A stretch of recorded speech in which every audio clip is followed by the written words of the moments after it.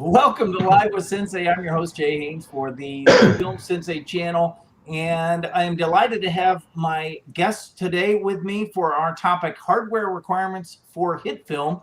We are streaming on YouTube and Facebook and Twitch TV. And I'm delighted to have Mohammed, also known as Hector on the forums, and Lynn, also known as Stargazer54 on the forums, and Iron Man with us today.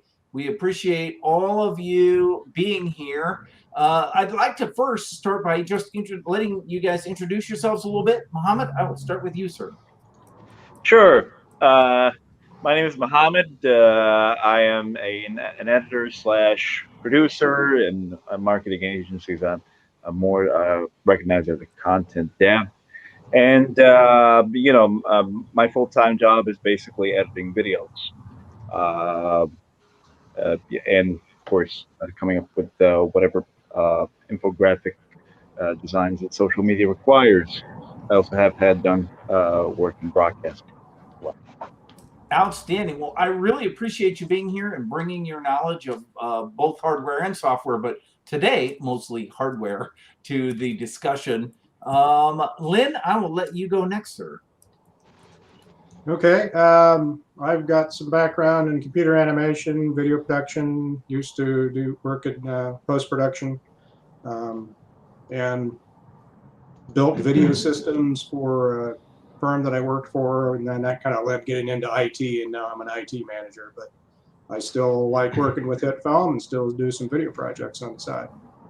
Outstanding. Well, I really appreciate you being here and bringing your knowledge, especially your IT knowledge of hardware. Mike, also known as Triumvisual / Iron Man, great to have you heart dressed for the hardware discussion, and we really appreciate that. So why don't you do a little bit of intro of yourself, sir?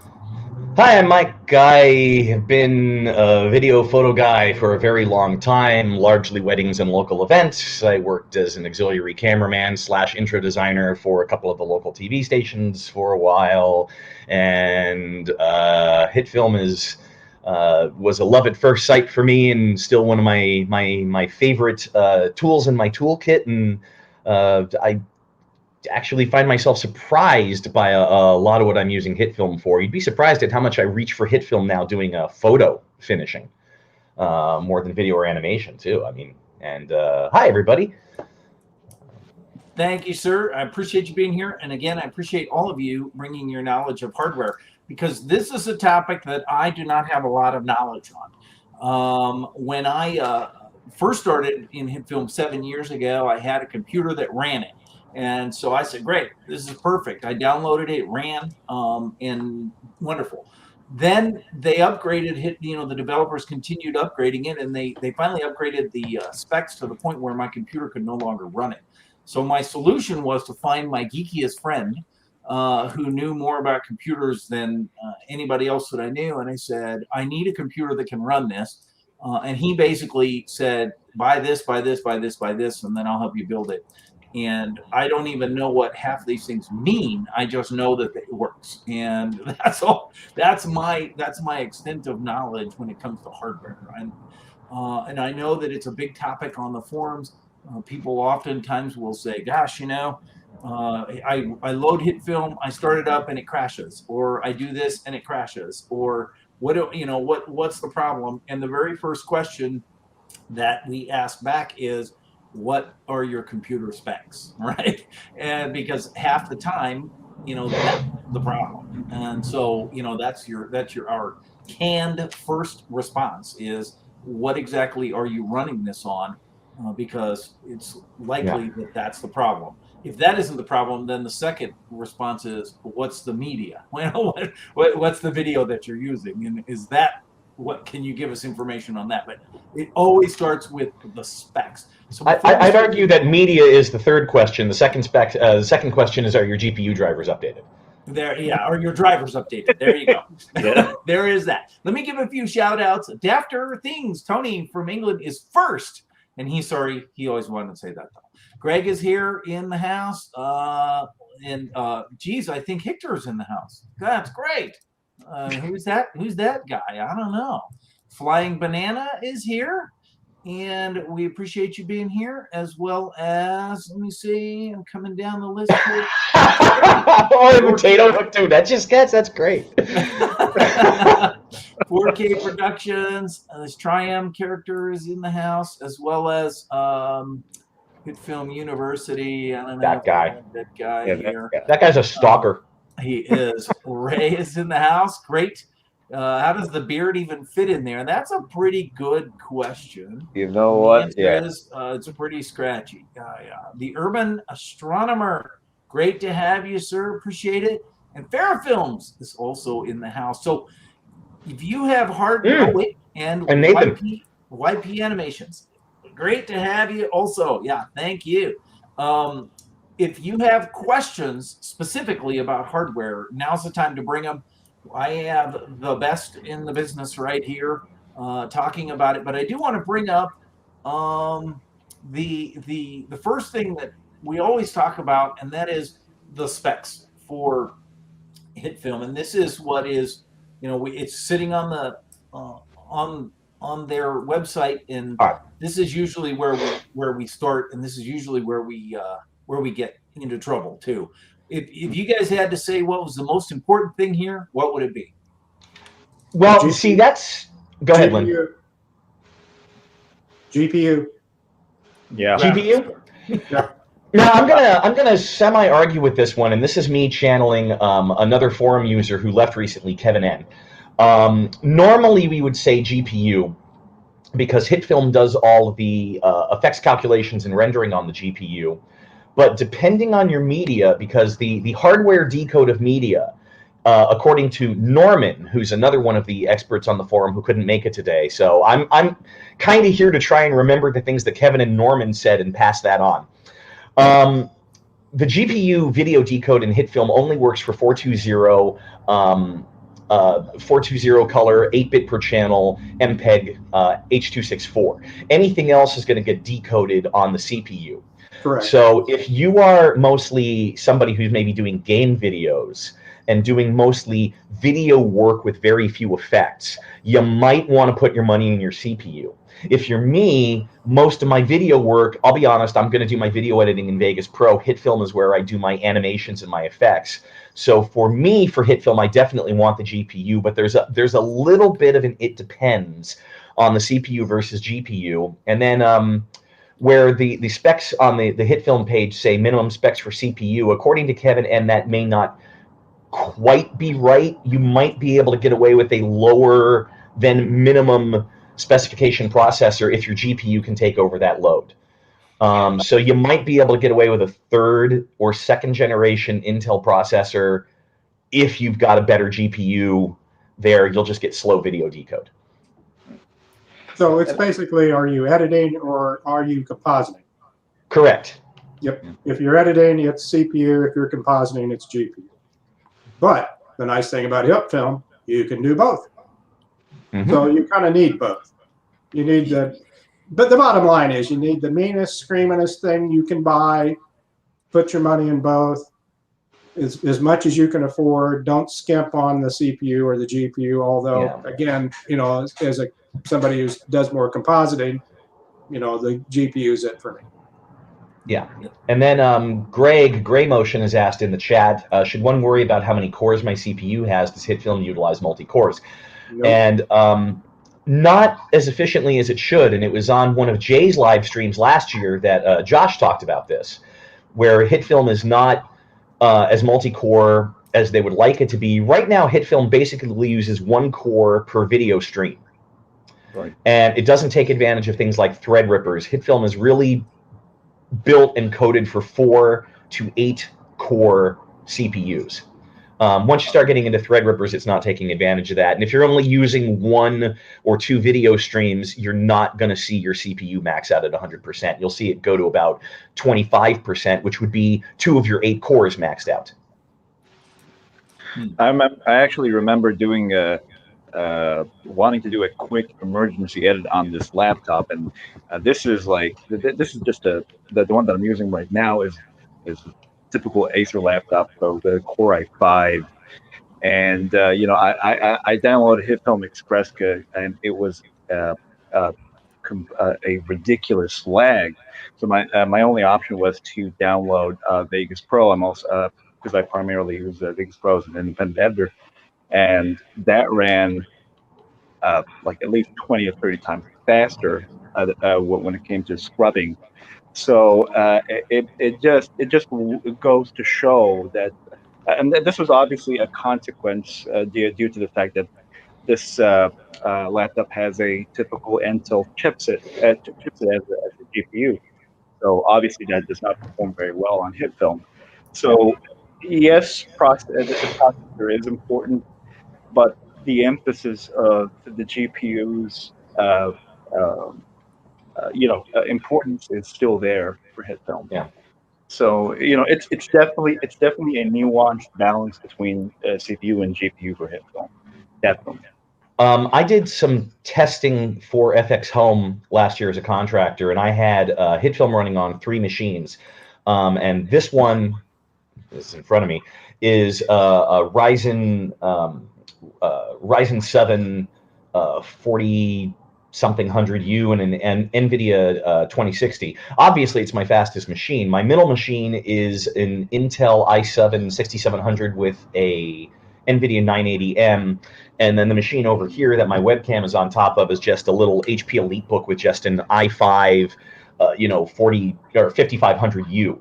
So basically near mid spec, and pretty high spec. And video scrubbing is pretty equivalent on the 2 middle laptops, the i7 and the Ryzen. Video scrubbing is pretty identical between those machines, but it definitely slows down on the i5. And of course, the i5 is doing anything with effects is. But oddly enough, the i5 machine installs HitFilm faster than anything else. When just running the installer, the slowest machine installs HitFilm in half the speed of this machine. And that was really weird to me.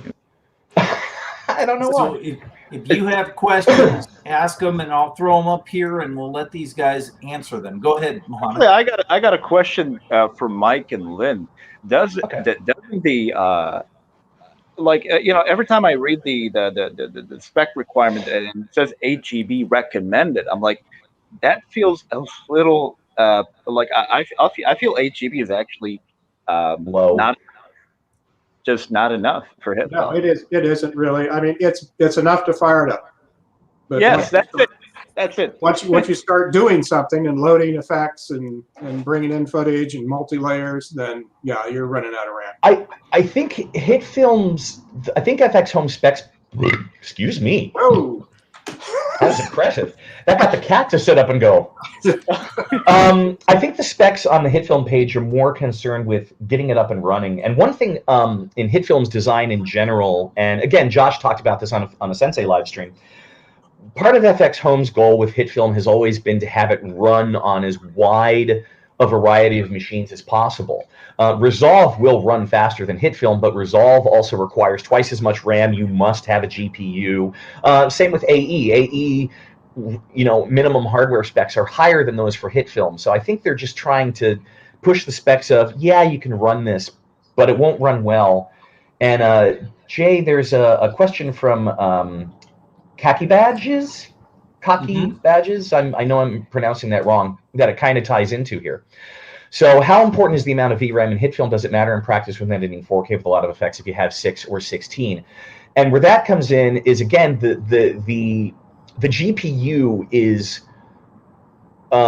calculating and rendering every effect. Obviously, now with video files are compressed. They're really, really tiny. If you look at the specs for like a hardware recorder, something recording ProRes or RAW, you'll see that they have like these HDMI ports that are recording 2.1 gigabits per second. And that's the throughput you need for uncompressed video.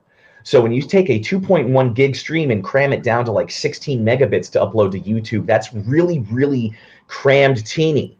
But HitFilm has to decompress everything and look at it. So you're looking at 2.1 gigabits for a 4K stream, and then you add another layer, boom, 4.1. Boom, 6.3, boom.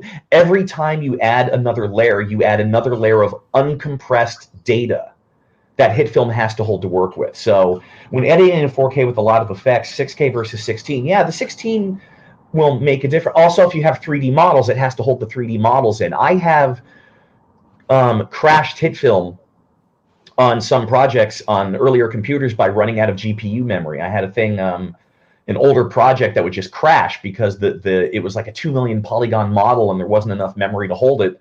And then when I upgraded computers to a bigger GPU, now that program loads and runs just fine because I'm not running out of VRAM. So how important is it? More is always better. I would say 4 gigabytes is your minimum, 6 is better. But to get up to 10 or 16 gigabytes of VRAM, you're also looking at $1,000, $1,500 video cards, and who's got that money? At the scale of your project, you know. Yeah. And I mean, is it 2 or 4? Jay, you had the min specs up. Is it 2 or 4 gigs of VRAM minimum for 4K? 2 gig. 2 gigs. So if you've got a 1 gig, VRAM video card, you can't even edit 4K. The software won't let you. Right. So yeah, it is important. I'm sorry? I said, so yes, VRAM is important. Very important. And again, the distinction is the encoding, decoding of the video files, that's CPU, but anytime you start adding effects, reading in models, all that's going to be VRAM. And then Skynet says he always works in full HD, 1080p. He's got 16 gigs and everything works pretty good. Yep. As we put, yeah. And then you'll have people that have lower end cards and it tries to steal, it doesn't have enough VRAM, so it tries to share memory with physical memory in the machine, and that's where you get into swap space and page files and blah. Talk about that a bit, Lynn, because that's out of my wheelhouse. So how do swap files and paging and caching slow things down? Paging, I mean, that's back in the day we used to fiddle. Back in the day on an SDI, we had swap space, and swap space was area of volume you carved out on the hard drive so that when you ran out of physical memory, it started swapping stuff out of memory and writing it to the hard drive, bring something back up into memory. And this usually happened a lot when we had a lot of texture maps, that sort of thing. So here's something on the screen that has this texture map, and it floated away. Well, it would offload that to the hard drive, and here's the next thing that has another texture map. It'd suck that up into memory because it got rid of it and it's sitting on the hard drive, and then the other thing came back in.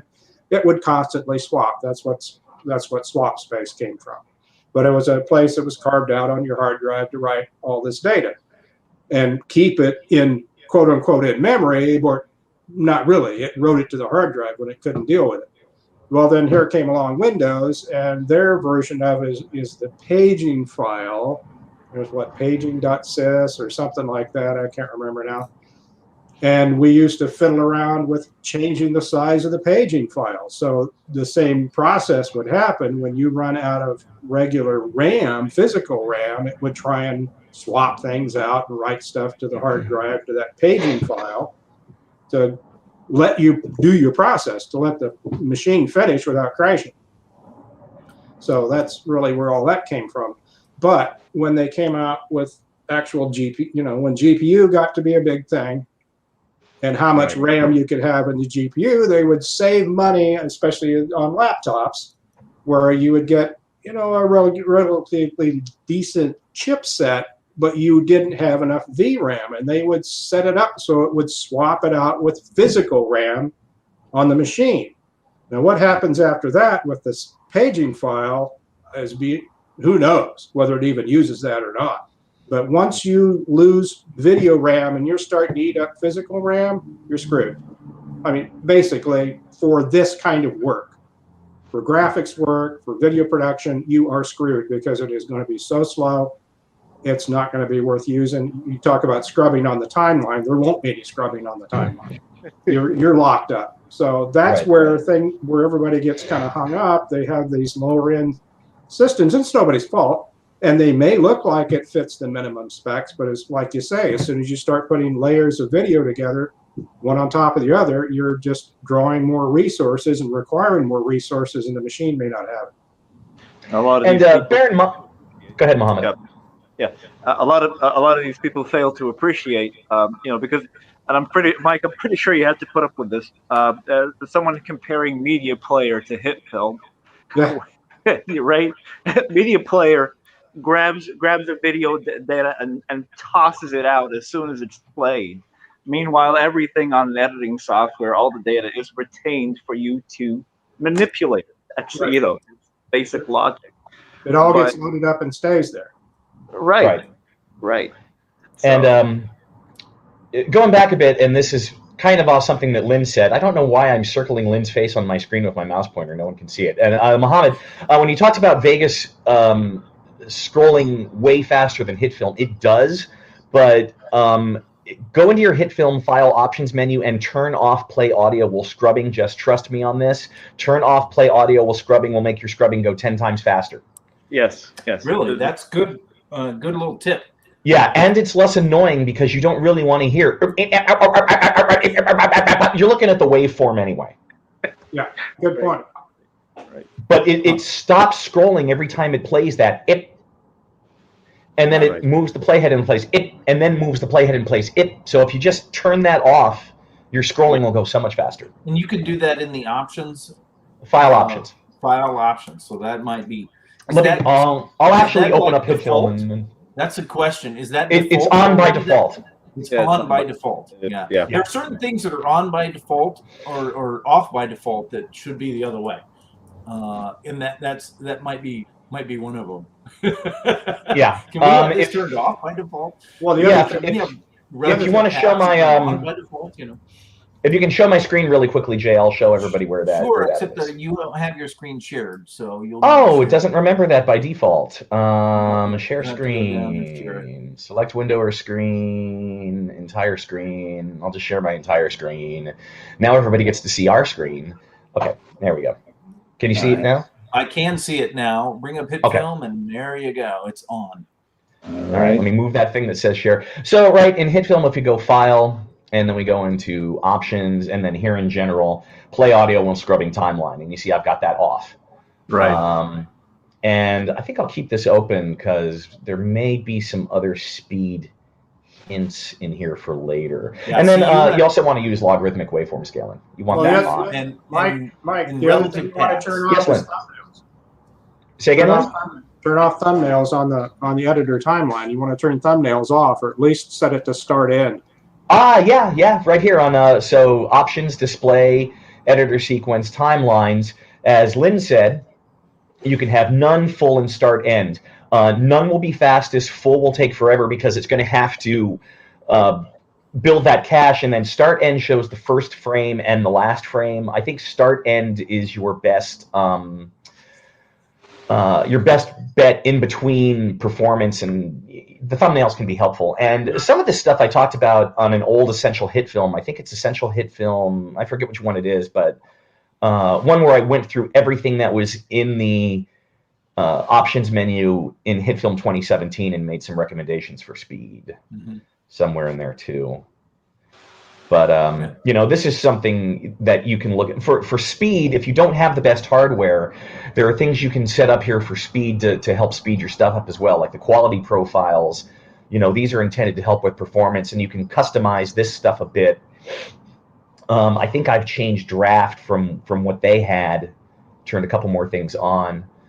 There are things to do. Let me go back and yeah. So those are great tips. Thanks for that tip. Thanks, Urban Astronomer.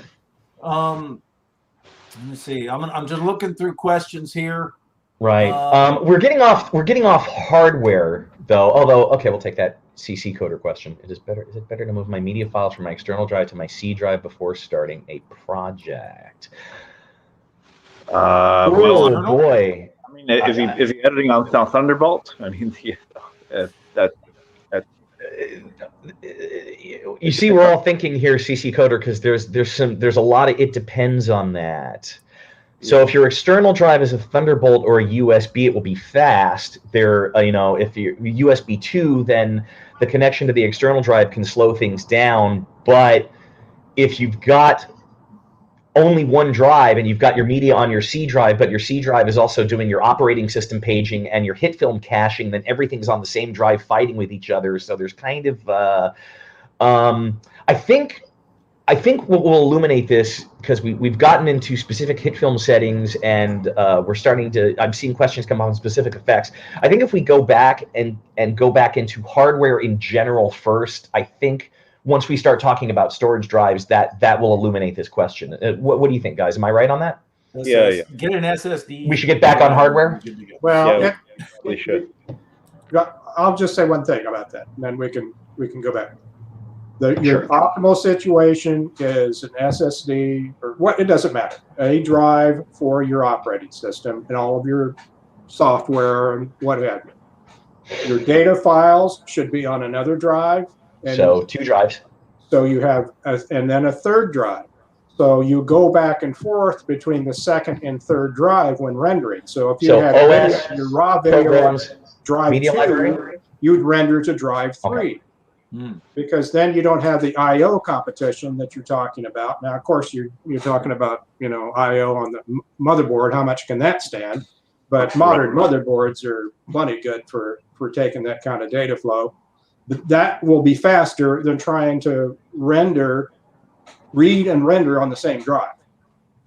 One of my machines has 4 drives: OS, programs, library and work drive, and then render drive, so that I'm streaming from that drive and writing to that drive. So I mean, if you can get 4, and if I had 5 drives, but 4 drives in a laptop's amazing, but if I had 5 drives, I'd split my project drive and my library drive. I'd split those up. But you're generally speaking, you have raw data on one drive and you render it to the next drive. And don't do it on your OS drive. And now that's if you can afford it. Obviously, somebody just starting out with a laptop and they're young and don't have a whole lot of resources, then everything's going to be on the same drive. So that's why you have to optimize things, like turning some of this stuff off that Mike was talking about.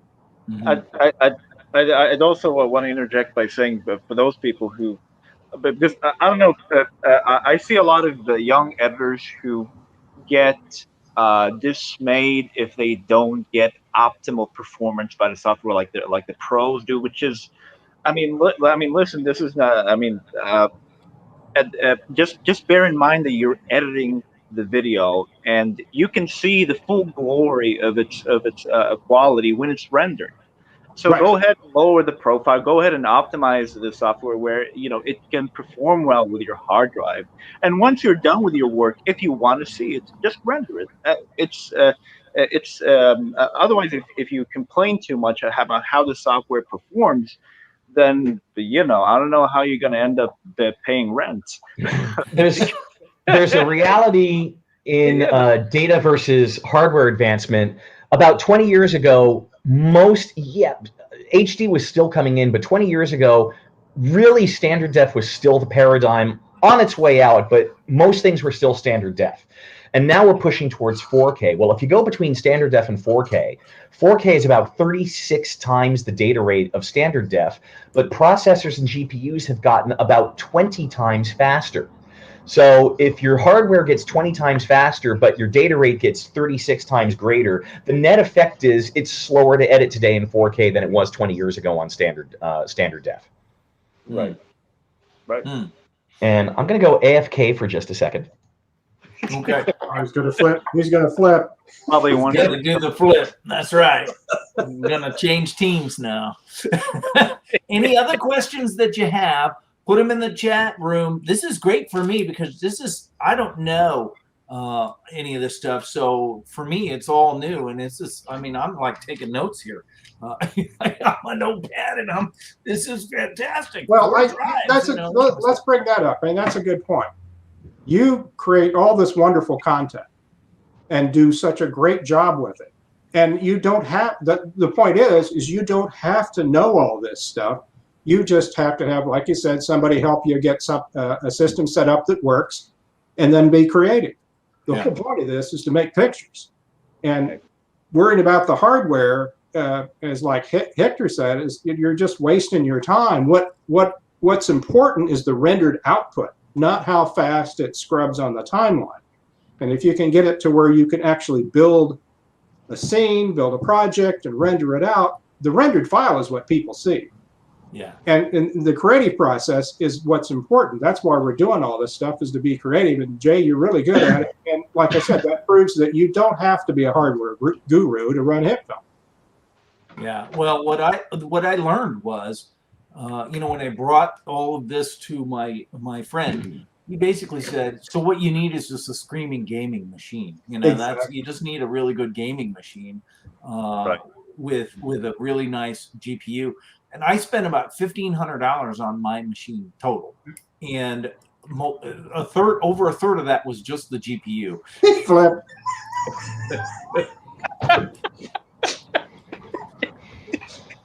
Yeah, like It's gone to the other side. It's no longer talking hardware now. where's your shield, Captain America? Yeah. That would block my face. That might be okay. Oh!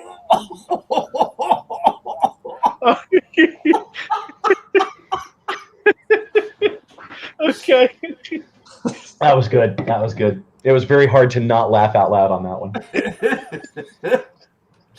Okay. All right. Any more questions in here? Do you guys see any questions that you wanna? Yeah. That you want? Oh, I want to hit one more point that I started to hit just before I changed. I said 4K was 36 times the data of standard def, but if you go to 4K 60p, 100 times the data of standard def, because you've gone from 30 frames. Well, okay, 72, because you just went from 30 frames to 60. You just, that's ridiculous. Right. Is Mike okay? Well, that's debatable. That's debatable. It's all relative.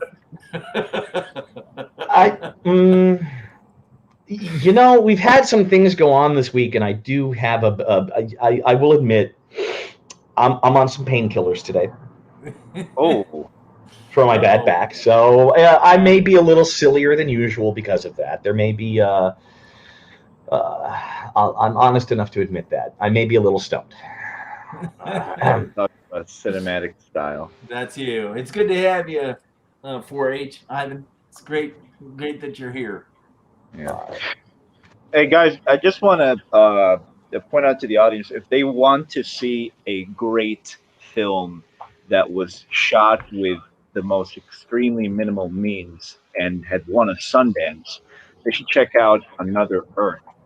This film featured, like back then she wasn't a very well-known actress, Brett Marlin, and and the guy who filmed this, like, that was legit his first film ever, and he did it with, I believe, just a regular camcorder, and he just learned how to do some extremely basic compositing with, I believe, Final Cut at the time, and it won a Sundance.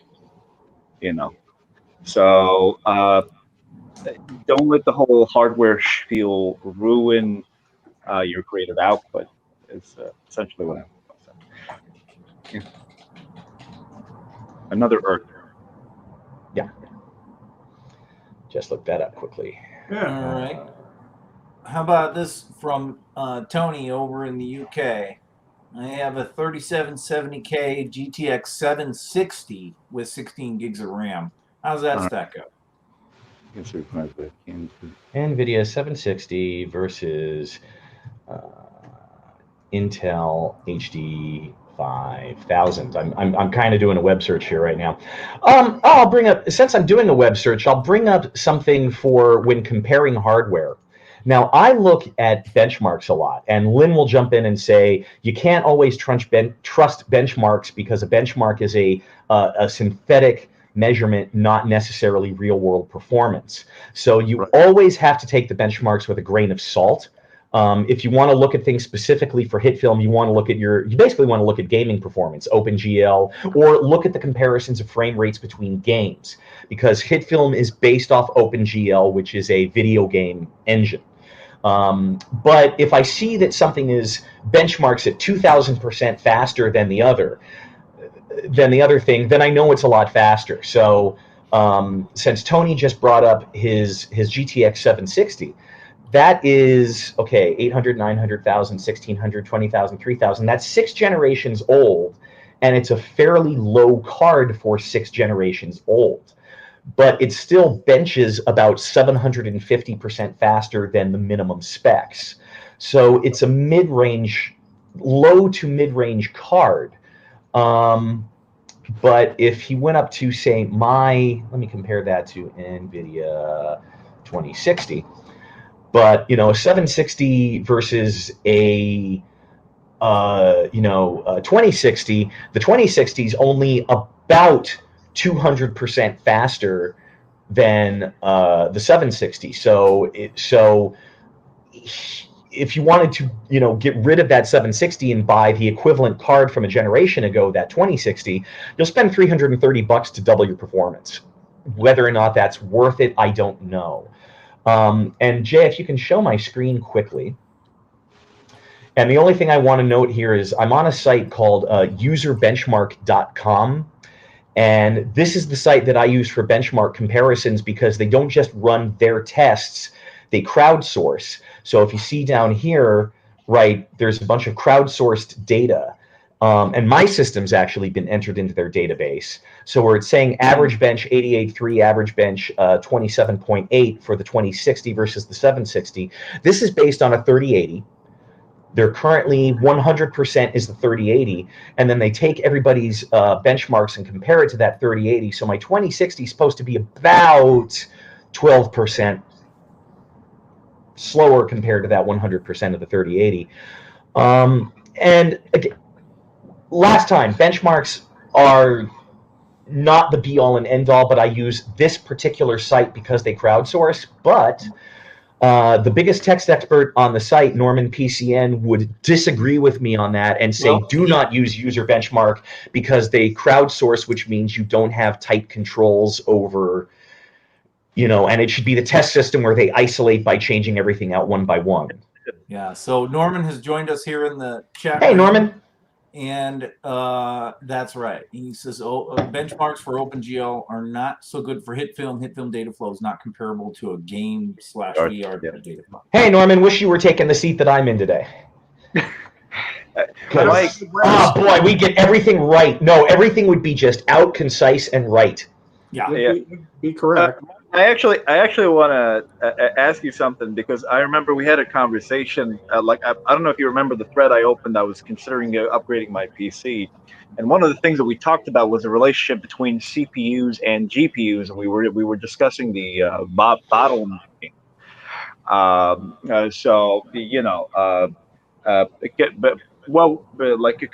Could you maybe tell the audience what would be the appropriate? What is bottlenecking and what's the appropriate way of avoiding that? I defer to Lynn on this question and again say, boy, I wish Norman were in this seat. Okay. I think Norman would probably be best to answer that.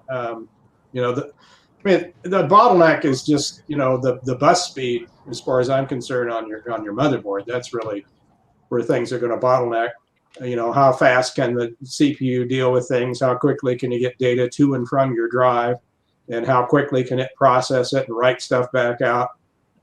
So those are bottlenecks. Again, if you don't have enough VRAM, that's a bottleneck. But your bus speed on the motherboard, that's crucial. But again, modern gaming motherboards got plenty of juice. So it's all these different little things that we've already talked about. Are you writing to the same drive? That's a bottleneck. I think there are online calculators that kind of show what CPUs work with what GPUs. Something on the. I can't type fast enough, and I'm also pedantic. Pedantic. Pedantic. Okay, I'm sorry. Yeah. See, you have to be pedantic to correct someone's pronunciation of pedantic. But and Norman, we'd love to have you on the show sometime to talk more about it for sure. We need to buy him a mic. Yeah, we need to buy you a microphone. But another place you could go to is PC Part Picker. You were talking about trying to find things that are compatible. That will at least, if you build like your dream machine, it will tell you if, this card is compatible with this case, or this CPU is compatible with this card, and so on. So that's a good place to go to look for, to build a machine and make sure everything's going to work together before you order your parts. And the other thing I'll say is you can build, like Jay did, you could build your own machine that's way far and above anything you would buy off the shelf. So that's another thing you can get. If you feel comfortable in putting it together yourself or having a friend do it for you, you'll get a lot more bang for your buck. Yeah, and that's what I did. I didn't build it. I had a friend build it for me. That's and so if you know somebody who really knows what they're doing, even if they don't know HitFilm, you show them the specs and basically say things like, "Boy, you're just looking for a really good gaming machine with a powerful GPU." And then Norman's pointing out in the chat that bottlenecks in HitFilm often seem to come from a lack of asynchronous pipelining of the data flow, in some ways because the inherent data flow of HitFilm, which is excellent computer speak for there are things the devs could optimize. And then Norman goes on, once a recent bottleneck fixed in HitFilm was a render export output. It's not asynchronous with the render pipeline. So the devs know about this and they're working on it. There's still room for improvement. And 2021 should see more of that. HitFilm 16 changed a lot of the core engine in HitFilm. It's always been OpenGL and OpenCL based. HitFilms 1 through 15 used OpenGL 2.0 and OpenCL 1.0, and HitFilm 16 uses OpenGL 4.0 and OpenCL 1.2, which is a change to the core technology. HitFilm 16 is very much a rewrite. Every effects filter in HitFilm 16 was rewritten from the ground up for the new OpenGL version. So now that they've migrated the core engine to that new technology, they're in a better position for 2021 to focus on optimizations for that new core engine. Yeah.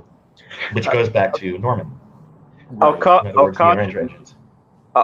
the folks who are going to be seeking advice from gamers who build PCs, though. Some of them can be really zealous in their recommendations. So some of them can emphasize on RAM speed, which, in my opinion, is ridiculous because you don't really see much of a difference in most of the day-to-day tasks that you do, whether it's video editing or whatnot, unless you're doing the first job I took up ever was an IT job, and I worked for an Oracle partner, and RAM speed was a thing with databases. Computers that process raw data, so it needed the RAM speed. But other than that, that's something that gamers are so insanely hooked on. And I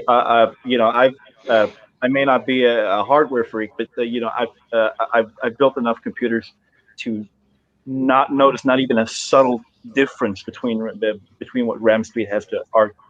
Yeah, there we go. See, Norman supports me on this. There we go. I'm done. Thank you, Norman. Thank you. But Greg says speed is addicting. Once you're hooked on it, it's hard to get off. Do not call up my response to that. Oh. I'll just let that one disappear. There it is. My friends from Wyoming send me mail bombs now. No, thanks a lot.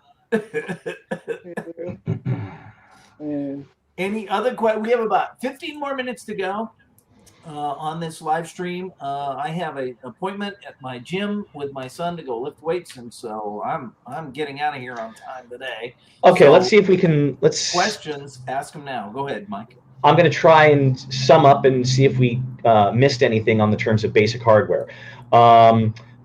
Start with the min specs from FX Home. Understand that will get you running more or less stable, but it will be slow. The more money you can spend, the better. If you are mostly editing, prioritize your CPU over your GPU, but try and get a good GPU. If you are mostly animating, compositing, and effects, prioritize your GPU over your CPU, but try and get a decent CPU. Overall, there's a greater difference in speeds between different GP models than CPUs. The more RAM, the better. HitFilm specs say 8 gigs minimum. We would say 16 gigs minimum. HitFilm's min specs say 2 gigs of VRAM for 4K. We would say you want at least 4 gigs if possible. Yes. RAM speed, 3 hard drives. don't worry about it too much. If possible, at least 3 storage drives. Try and separate your OS and your programs and your work drive and your render drive, or OS programs, library drive, render drive, or OS programs, work and render drive. But ideally, you have at least 3 drives. That sounds like it. I think that's the hardware. So now we can get into more specific HitFilm questions after things. Which effects are heavy and what can be done about it? What can be done about it is try not to use those effects or hope for optimization. Because there's nothing we can do about it. We can't change FX Home's code. But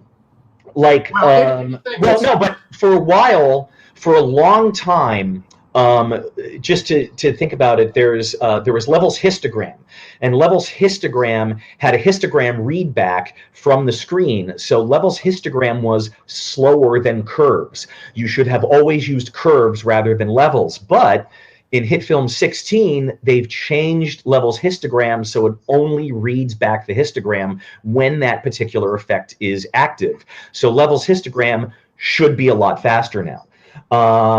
Somebody else brought up, I think it was CC Coder, brought up the particle simulator. Yeah, the particle simulator is slow because it goes back and forth between. The particle physics are calculated on the CPU, but the actual rendering is done on the GPU. So the particle simulator can get really slow, and it's one of the things that can get you coming and going because it's using your CPU to render, using one thread of your CPU to render the physics, to calculate the physics, and then passing to your GPU to draw the darn thing. So, irrespective of what post-production suite you're going to be using, particle simulators are notoriously known to be hardware intensive. Norman throws in the money you spend on hyperfast RAM is not worth the additional performance. Norman notes that glow is a heavy GPU effect in HitFilm. Norman, I'm going to say that the big list of notes that you put in Sensei's thread for this week, we've all got it open in the background to refer to. We're all sitting here using your posts as cheat sheets. Okay, Dafter, Tony, I suggest pre-render and or render and reload. Yes, if you pre-render something, so with composite shots are procedural media and they're calculated every frame. So if you're done with the comp shot and you're not doing anything with it, if you pre-render it, you turn it into a video stream. HitFilm just grabs the frame and throws it away rather than calculate it. So yes, pre-rendering will speed your stuff up, eats up a lot of drive space. Motion blur, turn motion blur on last is a good hint. Motion blur will slow your system down because motion blur basically renders the frame a whole bunch of times, a bunch of sub-renders, and blends them together. So yeah, turning on motion blur is just going to slow things down, period. Turn motion blur off until you need it. Or until you render. Yeah, let's see. Norman says particle physics are a single thread. That's what I thought. Needs to be multi-thread. Yes, it does. I'm looking. Yeah, there are a lot of things that you can do to help along the way. And then at the end, don't forget to kick those in, like motion blur. 4H says, I see someone goes for the minimum requirement for the software just to save some dollars. They'll hate it because it will be very slow, especially if they have other programs running in the background. So, of course, another key thing is turn off everything you don't need to run in your task manager. Lynn can give a lot of good insights on there, too. Motion blur is always off. Norman, I think they changed that. Oh, Norman, motion blur is always off except for probably pause display only. Motion blur is on in the final quality setting, but it's off for the other 3. But you can adjust that. Yeah, but Lynn, if talk about things that should be turned off in Task Manager, because I know you know more about that than I do. Right, and I was kind of had a confusing conversation with somebody earlier in the week, and again, this all kind of goes back to what you're comfortable with doing on your machine. First things first, never edit the registry. But editing your startup list is okay. If you go to Task Manager, right click on the taskbar at the bottom, say Task Manager, and then there's a Startup tab. You can go in there and turn things off that get loaded up automatically by other softwares that get installed on your machine. They want to start up right away, like Adobe Acrobat or any other Adobe products.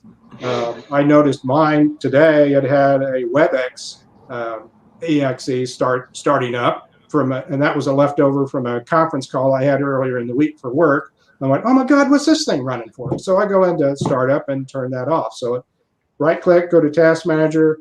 That will show you, you can sort it by CPU, what's using the most CPU. You can sort it by RAM, your memory, you can see what's using the most memory. That will help you kind of troubleshoot what might be eating resources.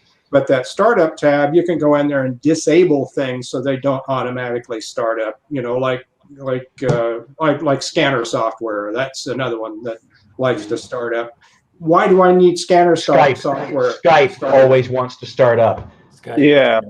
Yeah. Also, I'd like if you're yeah. Go ahead. Sorry. I'd like to add that for those of people who are using Emerge Pro, that's an FXM product that we haven't talked about. Wacom tablets tend to crash tend to crash that software for whatever reason. This is actually something that Axel and I picked up. Like I remember, like I struggled to find, but Emerge Pro would simply not start. And when I sent my DX diag file, Axel pointed out the Wacom tablet, and he asked me, "Do I have one?" I'm like, "Yes." I'm like, "You might want to disable that." And when I did, Emerge Pro loaded fine. So that's weird because I use an XP Pen 13, which is a pen display tablet, but I use that, and that's also my secondary monitor, and I haven't had any problems with iMerge. So I'm wondering if that's a specific to Wacom tablets? I have yes. Okay. Yes, it's a Wacom tablet. So it might be just a Wacom tablet. Yeah. Okay. Interesting. And then, George Film typed over half an hour ago, I'm considering compositing and Express and editing an iMovie. Would this be better than editing slowly and laggy in HitFilm? And I mean, the answer to that is absolutely. Both Mohammed and I, right, we've talked about this during this, we both edit in Vegas Pro because it is faster at the editing, and it's got way better audio tools than HitFilm. But we go over to HitFilm to do our compositing in VFX because HitFilm can do things with one hand that Vegas can't do at all for effects. So yeah, edit an iMovie and just come over to HitFilm to do your effect shots, render them out in ProRes or Cineform to maintain the highest quality, and take them back to iMovie. If whatever tool you have, if you have Resolve and you love editing in Resolve, then go edit in Resolve and color correct in Resolve and go over to HitFilm to do your effect shots. Use any and all tools you have available to you and be willing to move between programs. To be blunt, that's how the big boys work. That's how the pros work. You don't have a movie done entirely in After Effects. They're editing in Avid. They're color correcting in Resolve. They're doing their effects in any of a variety of 3D apps or HitFilm or After Effects. Use any and all tools you have available and be willing to move between programs to use whatever tool works best at the time. That's the pro attitude. That's going to get you the best results. Here's a question from Andy. Hey, Andy. AMD or Intel? Oh God. Well, I will say this, and this has been true up maybe until recently, that a lot of developers will develop on Intel. Yeah. And it is only with the last generation that AMD has caught up to Intel on single core performance. And since we've talked about how HitFilm doesn't really multi-thread as well as it should, your single core performance is the important one. AMD had been good for the cheaper alternative, and then they threw 5 million threads at things with the Threadrippers. But now that AMD versus Intel gap is narrowing, my current laptop is the first time I bought an AMD CPU, but the system performs beautifully, and I'm very happy with it. It's worth noting that Intel is also sort of like a lot of Intel fans are actually angry because Intel are sort of selling people short with the latest processors that they're selling. But in general, both are doing well. I mean, if there are any differences, they're very, very subtle. Like they're extremely subtle. Like for example, if I were to just bring up Adobe Premiere for a second, if you guys will mind, AMD, from what I've observed, seems to be do a much better job in scrubbing. However, whenever I use the warp stabilizer, it's pretty slow. But when it comes to Intel does a better job at interpreting a warp stabilizer in Adobe Premiere. So really, but it's just so subtle that it's not really noticeable anymore. You know, pick your favorite and just go with it. Oh, hello.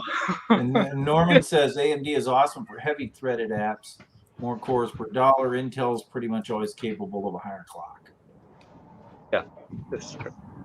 So although Norman, they've cut down on those clocks. Like the recent Intel chips that they've released don't have the same overclocking. Like this is just their way of cutting costs. Who's that famous YouTuber? Is it Linus that does all these computer? I think it's Linus, right? The guy who does all this.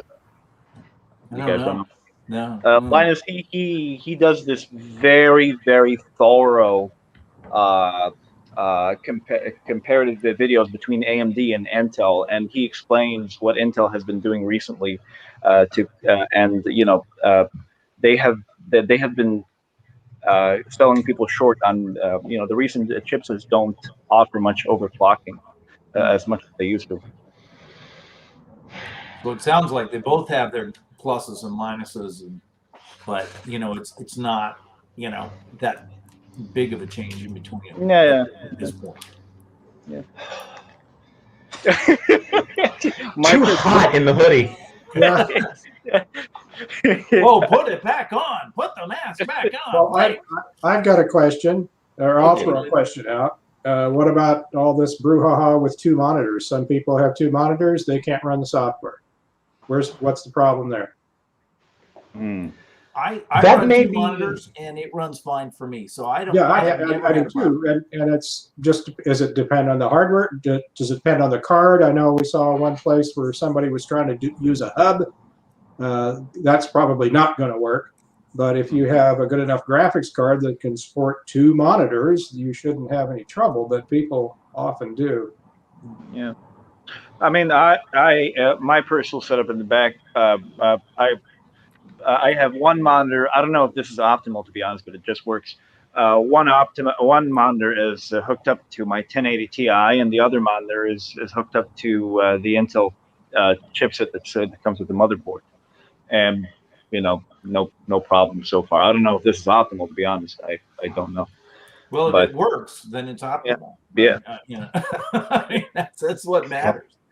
So I don't know what the answer. I have seen that though on the forums. That has been a big set of questions, and I'm not sure that they've got it all knocked out. But the answer always kind of seems to be unhook the second monitor and then it will run. So I don't know whether that's is that a HitFilm bug? Might be.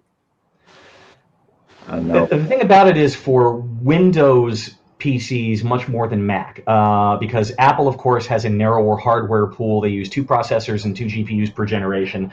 And you look at like everything back to about 2012 or so, and there are only about 30 different Mac hardware configurations. And you look at PCs just for this generation, Intel, AMD, CPUs and GPUs, and you've got like 60 different potential combinations right there, and then you add in motherboards and monitors and RAM and thing, and there are more potential hardware configurations out there than there are people on the planet, and you can't check them all. So it does make troubleshooting PCs harder to do. I can't help with anyone's dual monitor problems because I'm not having that problem. Right. And as I mentioned earlier, I tested for FX Home last year, tested coming up on 16, and it was on that, second monitor, and I had no problems with it. So, I don't know what the problem is. And no, we don't want to buy followers. Go away, bot. By the way, I'm just going to throw this out there, and a lot of people want to kill me for this. But listen, guys, if you guys have the money, get a Mac. Like, if you have the money.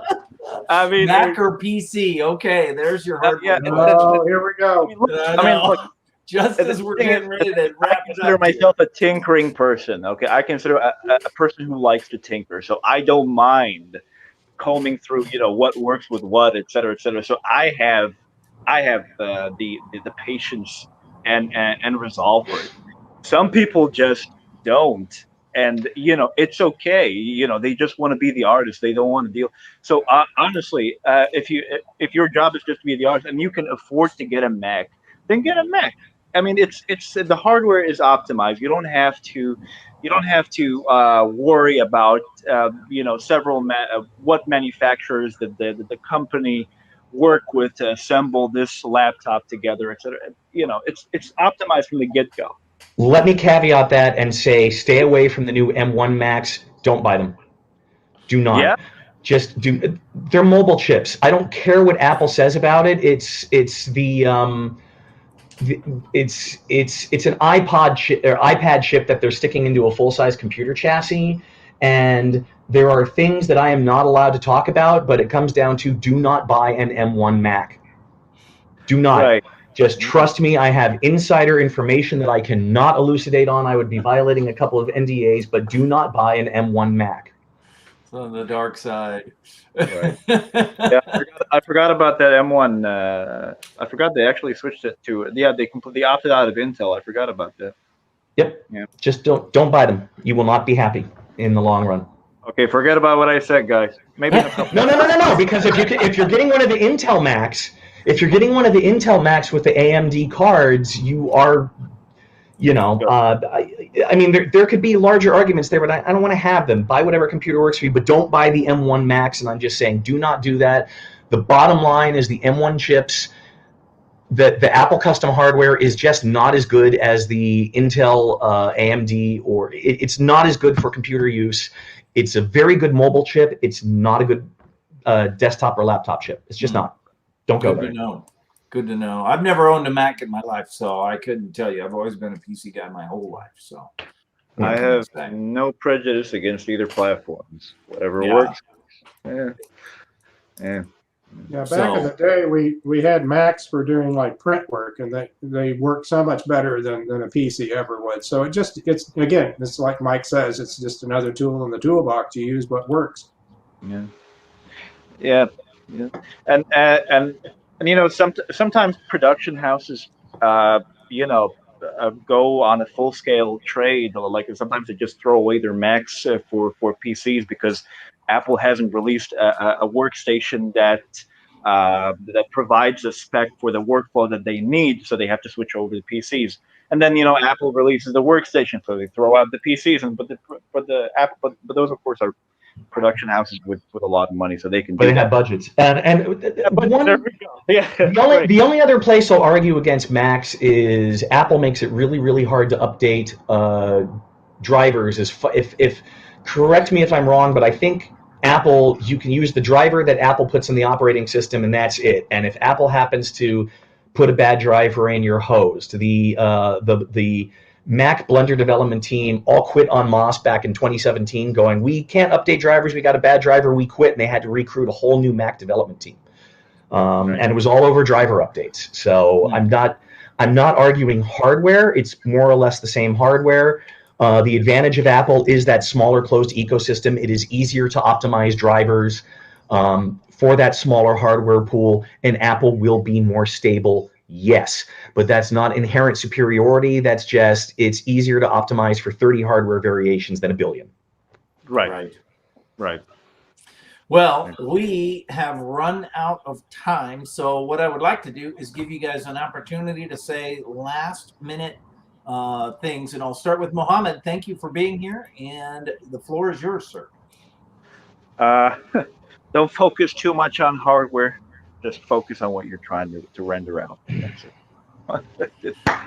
Perfect. Thank you. All right, Lynn, thank you for being here and bringing your knowledge about this topic. And I'm going to give the floor to you, sir. Well, I'll agree with Hector. I mean, you're trying to create pictures. You're trying to push pixels around and make some art, make something happen. don't get hung up on the hardware. But when you start considering making a purchase, buy the fastest, screamingest thing you can that's in your budget, because you're going to have it for a while. Yep. Okay, Mike. Thank you for being here. The floor is yours. Thank you. Still wish Norman could have been in this seat today. I volunteered at the last second when I saw Norman couldn't make it. And otherwise, what Hector and Lynn said, and also remember with, it's 2020, and they just re-released the remastered version of Babylon 5. And with HitFilm Pro and a $500 laptop, you could do what that show used to require 32 networked SGI machines and, Lightwave to do. And even on HitFilm Express on a $300 laptop, you can do now what used to cost $250,000 of hardware and software to do 20 years ago.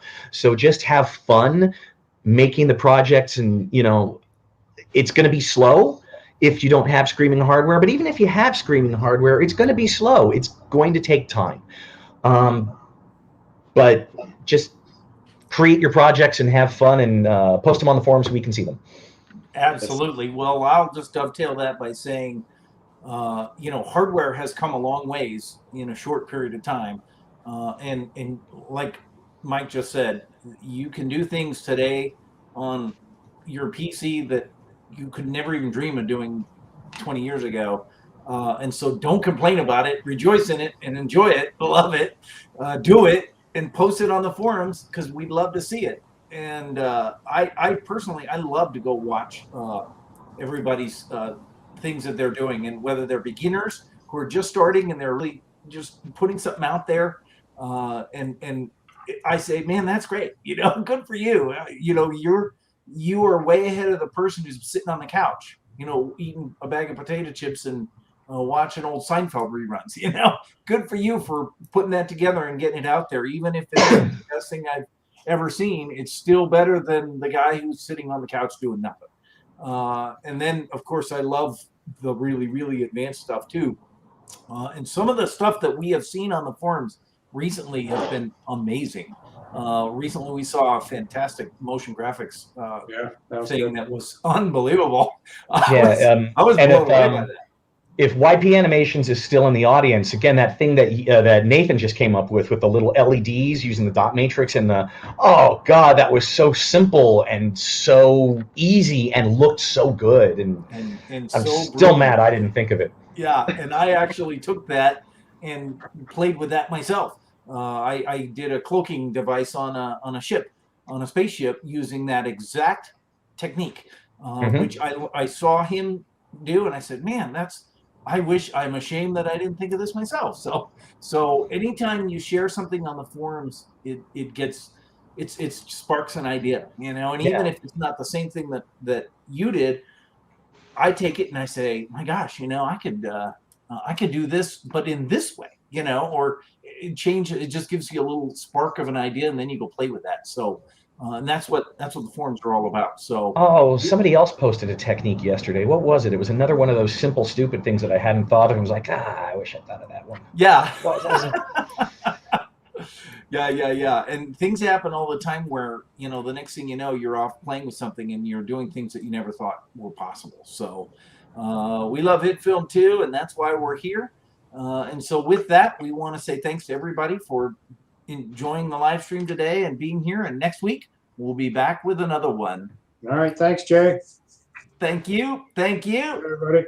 Have a good one, everybody. Good one. Bye. Bye.